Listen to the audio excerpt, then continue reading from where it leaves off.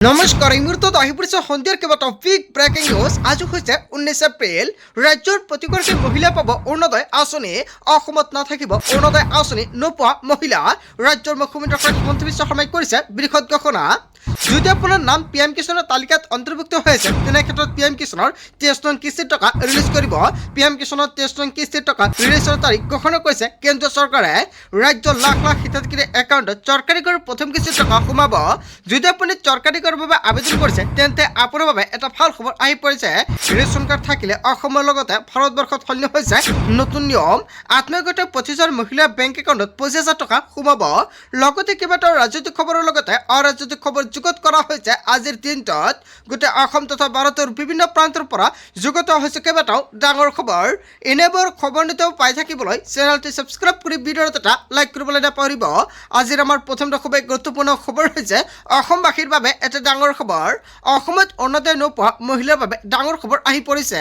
অৰুণোদয় নোপোৱা মহিলাক অতি শীঘ্ৰে প্ৰদান কৰা হ'ব অৰুণোদয় আঁচনি।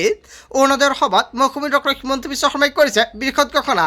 অৰুণোদয় আঁচনিৰ টকা কেতিয়া প্ৰদান কৰা হ'ব সকলো মহিলা ৱেইট কৰি আছে। 10 মাৰ্চত অৰুণোদয়ৰ 25জন হিতাধিকাৰীৰ একাউণ্টত 9,000 টকা প্ৰদান কৰা হৈছে আৰু প্ৰায় 10 এপ্ৰিল শেষ হ'ল। এতিয়া কেতিয়া আকৌ অসমৰ মুখ্যমন্ত্ৰী ডক্টৰ হিমন্ত বিশ্ব শৰ্মাই অৰুণোদয় আঁচনিৰ টকা প্ৰদান কৰিব বেংক একাউণ্টত। বৃদ্ধি পাব অৰুণোদয় আঁচনিৰ টকা। 1250 টকাৰ পৰা অৰুণোদয় আঁচনিৰ টকা 3,000 টকালৈ বৃদ্ধি কৰা হৈছে। অসমত এতিয়াও 10% মহিলাই অৰুণোদয় পোৱা নাই। যদি আপোনাৰ গাঁও বা অঞ্চলত এতিয়ালৈকে অৰুণোদয় আঁচনি পোৱা নাই সেইসকল হিতাধিকাৰী শীঘ্ৰে অৰুণোদয় আঁচনি প্ৰদান কৰা হ'ব। সেইসকল মহিলাকো অহাবাৰ অৰুণোদয় আঁচনি দিয়া হ'ব বুলি ঘোষণা কৰিছে ৰাজ্যৰ মুখ্যমন্ত্ৰী ডক্টৰ হিমন্ত বিশ্ব শৰ্মাই। যদি আপোনাৰ তালিকাত নাম অন্তৰ্ভুক্ত হৈছে তেনে ক্ষেত্ৰত কেতিয়া আপোনাৰ একাউণ্টত অৰুণোদয় আঁচনিৰ টকা লাভ কৰিব। অসমত অৰুণোদয় নোপোৱা মহিলাসকলৰ বাবে ডাঙৰ খবৰ আহি পৰিছে। পুনৰ অসমৰ মুখ্যমন্ত্ৰী ডক্টৰ হিমন্ত বিশ্ব শৰ্মাই যদি 4 মে'ত হিমন্ত বিশ্ব শৰ্মা পুনৰ মুখ্যমন্ত্ৰী হয় তেনে ক্ষেত্ৰত 10 মে'ত অৰুণোদয়ৰ প্ৰতিজন হিতাধিকাৰীৰ একাউণ্টত 1250 টকাৰ পৰিৱৰ্তে 3,000 টকা প্ৰদান কৰা হ'ব। অৰুণোদয় আঁচনিৰ 1250 টকাৰ পৰা 3,000 টকালৈ বৃদ্ধি কৰিছে। আজিৰ ভিডিঅ'ত যিমান পাৰে সকলোৱে বেছিকৈ শ্বেয়াৰ কৰি দিব যাতে সকলোৱে জানিব পাৰে। তাৰপিছত অসমবাসীৰ ৰাজকীয় অসমৰ পৰৱৰ্তী খুবেই গুৰুত্বপূৰ্ণ খবৰ লগতে এটা ডাঙৰ খবৰ। পুনৰ নতুনকৈ হাজাৰ হাজাৰ লোকে পাব চৰকাৰী ঘৰ। নতুনকৈ ভূমি লাভ কৰা সকলোৱে পাব চৰকাৰী ঘৰ। আপুনি চৰকাৰী ঘৰৰ বাবে জিঅ' টেকিং কৰিছে নেকি তেনে ক্ষেত্ৰত কেতিয়া চৰকাৰী ঘৰৰ প্ৰথম কিস্তি টকা ৰিলিজ কৰিব। অসমত উপস্থিত হৈ ঘোষণা কৰিছে কেন্দ্ৰীয় মন্ত্ৰী শিৱৰাজ সিং চৌহানে। পকী ঘৰৰ বাবে আবেদন কৰিবলৈ কি কি নথি পত্ৰ লাগিব। যিসকলে চৰকাৰী ঘৰৰ বাবে জিঅ' টেকিং কৰিছে নিৰ্বাচনৰ পিছতে চৰকাৰী ঘৰ টকা সোমাব আৰু যিসকলে চৰকাৰী ঘৰৰ বাবে আবেদন কৰিব পৰা নাই কেনেকৈ আবেদন কৰিব আৰু চৰকাৰী ঘৰ আবেদনৰ বাবে কি কি নথি পত্ৰৰ প্ৰয়োজন হ'ব। হিতাধিকাৰী আধাৰ কাৰ্ড পান কাৰ্ড লাগিব। এক্টিভ বেংক একাউণ্ট ৰঙীন ফটো আয়ৰ প্ৰমাণপত্ৰ আৰু ঠিকনাৰ প্ৰমাণপত্ৰ লাগিব। দুটাকৈ কিস্তিত একাউণ্টত লাভ কৰিব গৃহ নিৰ্মাণৰ ধনৰাশি। পুনৰ নতুনকৈ হাজাৰ হাজাৰ লোকে পাব চৰকাৰী ঘৰ। যদি আপুনি এতিয়ালৈকে চৰকাৰী ঘৰৰ বাবে আবেদন কৰা নাই নতুনকৈ চৰকাৰী ঘৰৰ বাবে আবেদন কৰিব পাৰিব নিৰ্বাচনৰ পিছতে। যিসকলে চৰকাৰী ঘৰৰ বাবে জিঅ' টেকিং কৰিছে নিৰ্বাচনৰ পিছতে চৰকাৰী ঘৰৰ প্ৰথম কিস্তিৰ টকা ৰিলিজ কৰা হ'ব। তাৰপিছত অসমবাসীৰ ৰাজকীয় অসমৰ পৰৱৰ্তী খুবেই গুৰুত্বপূৰ্ণ খবৰ লগতে এটা ডাঙৰ খবৰ। বাংলাদেশী মুছলমানক লৈ আকৌ শকুনি হিমন্ত বিশ্ব শৰ্মাৰ। এছআইআৰত নাম কটা যাব বাংলাদেশী মুছলমানৰ। ভাৰতৰ সকলো লোকৰ নাম এছআইআৰত সোমাব। বাংলাদেশৰ নাম কটা যোৱাৰ ভয়ত মমতাই বিৰোধ কৰিছে। মহিলা সংৰক্ষণ বিধেয়ক বিৰোধ কৰি বিপদত মাতিলে বিৰোধীয়ে। ভাৰতীয় মহিলাক কৰা অপমানৰ বিৰুদ্ধে প্ৰত্যুত্তৰ দিয়া হ'ব এনেকুৱাকৈ পুনৰ হিমন্ত বিশ্ব শৰ্মাই কেইবাটাও বিস্ফোৰণ মন্তব্য কৰিছে। এই কাৰ্যই বিৰোধীৰ প্ৰতি মহিলাৰ আক্ৰোশ বৃদ্ধি পালে। পশ্চিমবংগত ঘোষণা কৰিছে হিমন্ত বিশ্ব শৰ্মাই। বাংলাদেশী মুছলমানক লৈ আকৌ শকুনি হিমন্ত বিশ্ব শৰ্মাৰ। হয়, অসমৰ মুখ্যমন্ত্ৰী ডক্টৰ হিমন্ত বিশ্ব শৰ্মাই যিকেইটা বিস্ফোৰণ মন্তব্য কৰিছে পশ্চিমবংগত গৈ জনতাই কি ক'ব। যদি জনতাৰ কিবা মন্তব্য কৰিব লগা থাকে আপোনালোকৰ মন্তব্যটো নিশ্চয় কমেণ্ট কৰি জনাই দিব। তাৰপিছত অসমবাসীৰ ৰাজকীয় অসমৰ পৰৱৰ্তী খুবেই গুৰুত্বপূৰ্ণ খবৰ লগতে এটা ডাঙৰ খবৰ। অসমীয়া ভাষা জীয়াই ৰাখিছে মিয়াই। চহৰত বাস কৰা মুছলমানৰ ওচৰত সুৰক্ষিত আছে অসমীয়া ভাষা। মিয়া ল'ৰা ছোৱালীয়ে শুদ্ধকৈ লিখিব জানে অসমীয়া। মিয়া ল'ৰা ছোৱালীৰ অসমীয়া আখৰ অতি সুন্দৰ। অসমীয়া ল'ৰা ছোৱালীয়ে অসমীয়া ভাষা ক'ব নোৱাৰে শুদ্ধকৈ।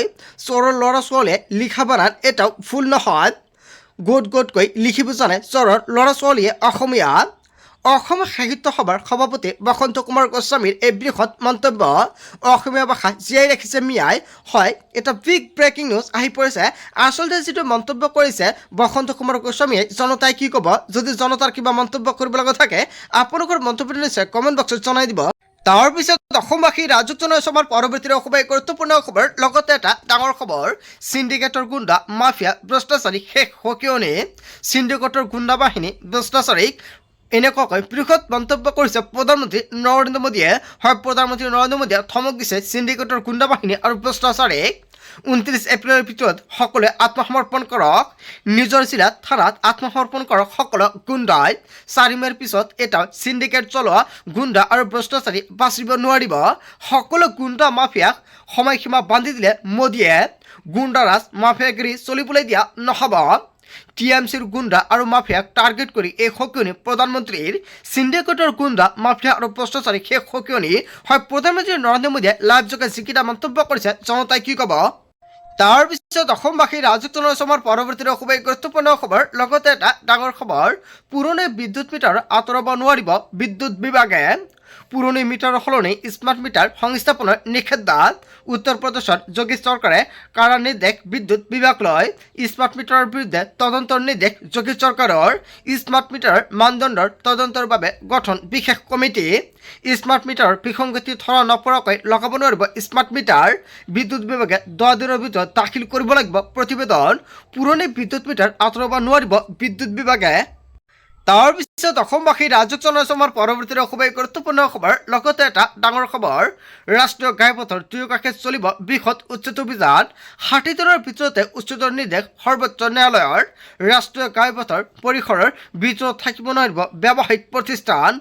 হোটেল ধাবা দোকান সকলোতে চলিব উচ্ছেদ প্ৰতিখন জিলাৰ দণ্ডাধীশ আয়ুক্তক জৰুৰী নিৰ্দেশনা ন্যায়ালয়ৰ সকলো অবৈধ দোকান পোহাৰ উচ্ছেদৰ কাৰা নিৰ্দেশ NESৰ দুয়োকাষে থকা ৰাইট অফ ৱে থাকিব নোৱাৰিব দোকান কেৱল এয়াই নহয় 30 দিনৰ ভিতৰতে সকলো প্ৰতিষ্ঠানে অনুজ্ঞাপত্ৰ পৰীক্ষণৰ নিৰ্দেশ জাৰি কৰিছে ৰাষ্ট্ৰীয় ঘাইপথৰ দুয়োকাষে চলিব বৃহৎ উচ্ছেদ অভিযান হয় এটা বিগ ব্ৰেকিং নিউজ আহি পৰিছে আজিৰ ভিডিঅ'ত যিমান পাৰে সকলোৱে শ্বেয়াৰ কৰি দিব তাৰ পিছত অসমবাসী ৰাজুক জনসমাৰ পৰৱৰ্তী খুবেই গুৰুত্বপূৰ্ণ খবৰ লগতে এটা ডাঙৰ খবৰ মিয়া মুছলমানৰ ভোট নালাগে পুনৰ হিমন্ত বিশ্ব শৰ্মাৰ গৰ্জন খিলঞ্জীয়াৰ সুৰক্ষাই আমাৰ লক্ষ্য অসমৰ 35% খিলঞ্জীয়া মুছলমান আছে হয় এনেকুৱাকৈ হিমন্ত বিশ্ব শৰ্মাই কেইবাটাও বিস্ফোৰণ মন্তব্য কৰিছে কিন্তু ইয়াৰে 30% বাংলাদেশী মুছলমান আছে 35%ৰ ভিতৰত 30% বাংলাদেশী মাত্ৰ 5% মুছলমান আছে বুলি মন্তব্য কৰিছে হিমন্ত বিশ্ব শৰ্মাই মই সকলৰ ওচৰলৈ গৈ কওঁ যে মোক তোমালোকৰ ভোট নালাগে এনেকৈ 2014ৰ পৰা বিজেপিয়ে জিকি আহিছে অসমৰ মুছলমান আৰু সনাতনৰ এক হৈ বাংলাদেশী মুছলমানৰ বিৰুদ্ধে যুঁজি আছে বংগৰ ভূমিত মুখ্যমন্ত্ৰী ডক্টৰ হিমন্ত বিশ্ব শৰ্মাই এনেকুৱাকৈ গৰ্জন মিয়া মুছলমানৰ ভোট নালাগে এনেকুৱাকৈ মুখ্যমন্ত্ৰী ডক্টৰ হিমন্ত বিশ্ব শৰ্মাই কেইবাটাও বিস্ফোৰণ মন্তব্য কৰিছে তাৰ পিছত অসমবাসী ৰাজুক জনসমাৰ পৰৱৰ্তী খুবেই গুৰুত্বপূৰ্ণ খবৰ লগতে এটা ডাঙৰ খবৰ ৰাজ্যত আকৌ একেলেঠীয়া কেইবাদিন ধৰি হ'ব মুগলধাৰ বৰষুণ 18 এপ্ৰিলৰ পৰা 22 এপ্ৰিললৈকে বতৰ বিজ্ঞান কেন্দ্ৰই জাৰি কৰিছে এলাৰ্ট অসমৰ প্ৰায় প্ৰতিখন জিলাতে ঢেৰেকনিৰ সৈতে ধুমুহা আৰু প্ৰচণ্ড বৰষুণৰ আগজাননী 40ৰ পৰা 50 কিলোমিটাৰ বেগত আহিব পাৰে ধুমুহা বিশেষকৈ নামনি আৰু উজনি অসমৰ জিলাসমূহত বতাহৰ গতিবেগ হ'ব পাৰে ভয়ংকৰ কামৰূপ মহানগৰ কামৰূপ নলবাৰী বৰপেটা গোৱালপাৰা বঙাইগাঁও আৰু ধুবুৰীত ধুমুহাৰ তীব্ৰ অধিক হ'ব বুলি ঘোষণা কৰা হৈছে এইকেইখন জিলাৰ পৰা যদি ভিডিঅ' চাই আছে নিশ্চয় কমেণ্ট কৰি জনাই দিব ডিব্ৰুগড় তিনিচুকীয়া ধেমাজি লখিমপুৰ যোৰহাট আৰু শিৱসাগৰত প্ৰচণ্ড বিজুলী ঢেৰেকনিৰ সৈতে হ'ব বৰষুণ বতৰ বিজ্ঞান কেন্দ্ৰই জাৰি কৰিছে য়েলো এলাৰ্ট আপোনাৰ গাঁও বা অঞ্চলত যদি বতৰৰ পৰিস্থিতি বেয়া নিশ্চয় কমেণ্ট কৰি জনাই দিব আপোনাৰ গাঁও বা অঞ্চলৰ নাম কি সপৰি জনাবলৈ নাপাহৰিব বন্ধু বান্ধৱীসকল আজিৰ মূল ভিডিঅ'খনত আপোনালোকক এইখিনি সৰু কেইটামান ইনফৰমেশ্যন দিবলগীয়া আছিলে ভিডিঅ'টি ভাল লাগিলে লাইক কমেণ্ট শ্বেয়াৰ কৰক so thank you for watching full video